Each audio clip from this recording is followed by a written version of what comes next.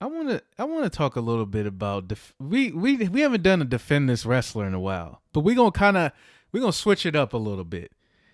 This Mm, time you're gonna be defending Omos.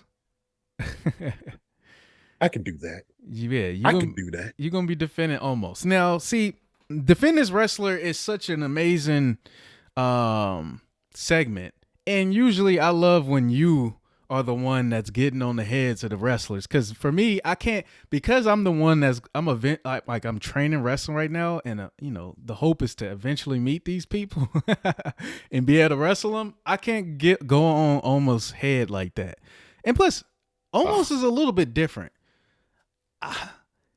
Almost is a little bit different for me because I don't necessarily write almost off, but and my gripe with him is not necessarily his only, like, his fault. Like, to me, I look at it like I don't know if the WWE can build up big men anymore. he almost suffering like Big Show, man. They don't know what to do with him properly. That's my problem. I'm like, can the WWE build up big men anymore? Because when I think of The Undertaker, I think of Kane. Big Show was already kind of like a known, entity when he was with WCW. It just seems like Look at nowadays WWE can't really build up big men anymore. Like, yeah, look how they treated Braun Strowman. what happened to Braun? I haven't even seen Braun in the last few Oh weeks. no, he's a tag team partner with Ricochet. They It's like weird. I get the Ricochet tag team because their Twitter beef turned to friendship. But to me, I'm just saying, like, low key, they should have put him with Omos. I'm just saying they would have steamrolled. I don't know why we fumbled this bag, but here we are. That would have been a great idea. Um, and then it kind of makes me think of this other great idea. But before we get to that, this is what I'm gonna say about Omos. Omos just seems to me, I just don't. It's not that he's not talented. It's just, actually, I don't have no problem with Omos. It's literally the WWE. I would say it's literally the WWE and how they have built him up, because I don't know what he can do. I literally don't know what he's fully capable of. Like, I know he's a dominant big man wrestler. That's the way he wrestles, but I'm not sure if he can really talk on the mic. Um, they haven't they put him in a match with Bobby Lashley, which to me they shouldn't have done, because Bobby Lashley, obviously you're building up Bobby Lashley at that time, and you're still building up Bobby Lashley, and Bobby Lashley's kind of like a star, so it's like, of course Bobby should beat him, but it's like, when you're a big man, you shouldn't really be losing these matches.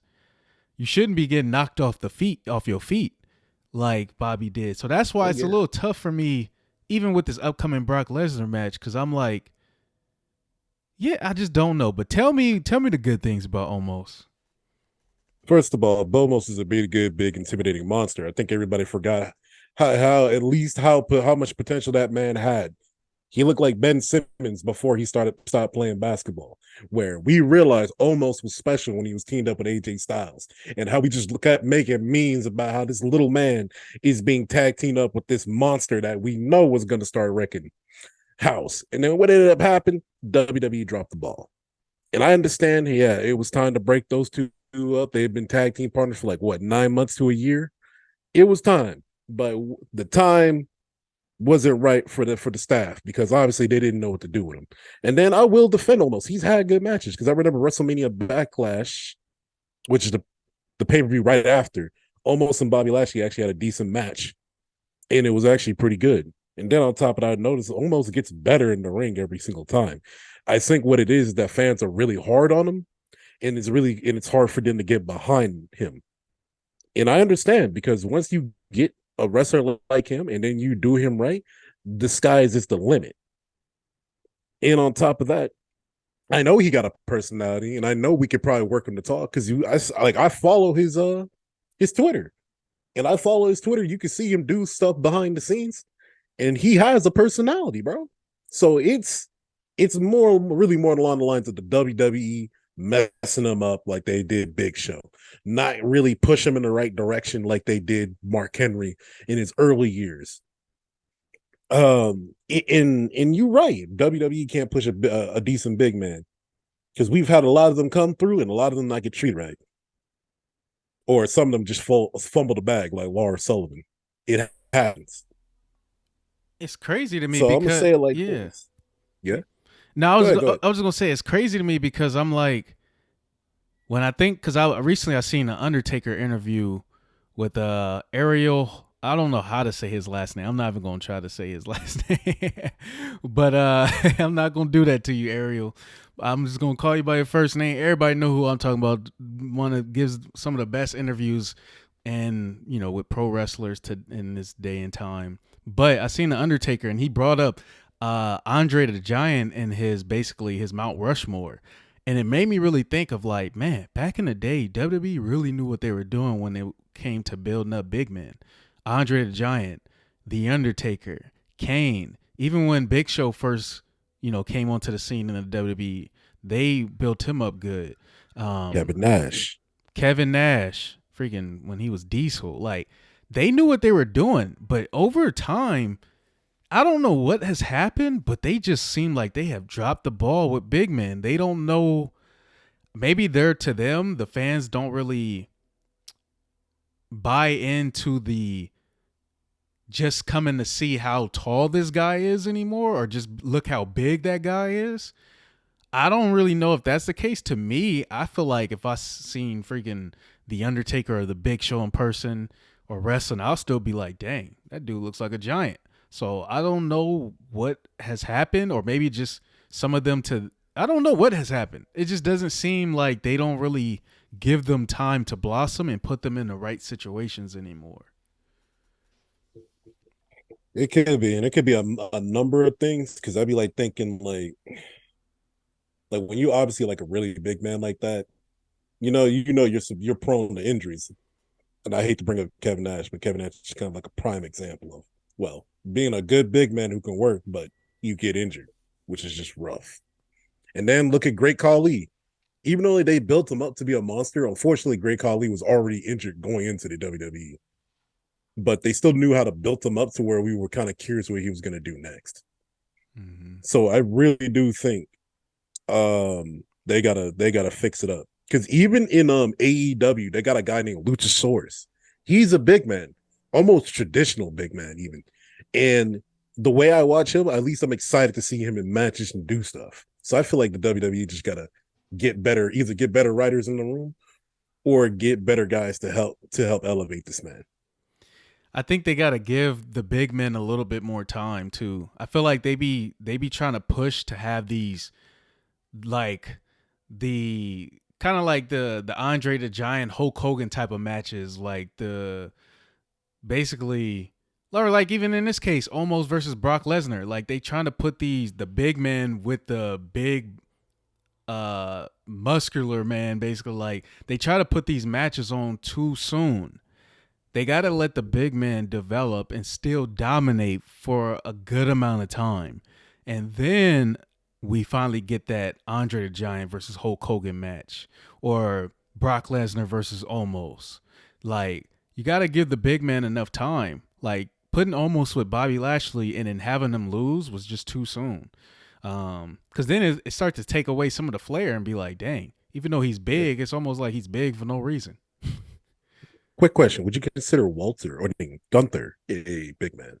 No, I don't consider Gunther a big man, but He's just a tall man. yeah, he's just kind of he's tall, but yeah, I wouldn't consider him a big man. And Mm.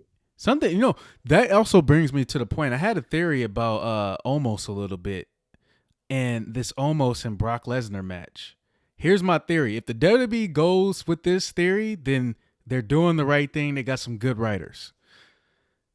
Any other thing than this is gonna make Omos just look bad. Brock Lesnar is gonna F5 him. That's the fans is probably gonna cheer in LA at WrestleMania, but it really doesn't help nobody in the end.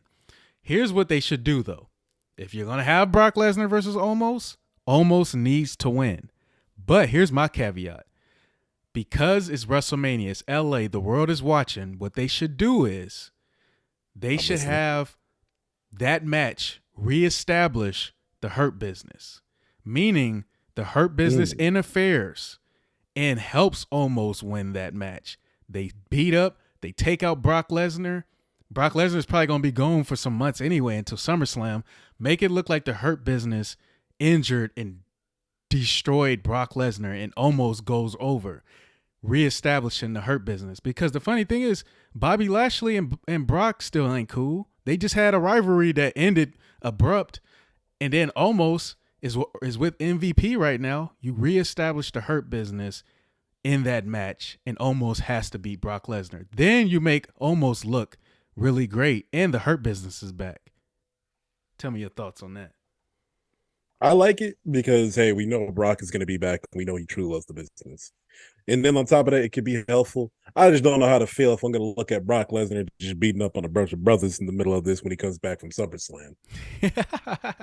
I just don't know how to feel about that, my man.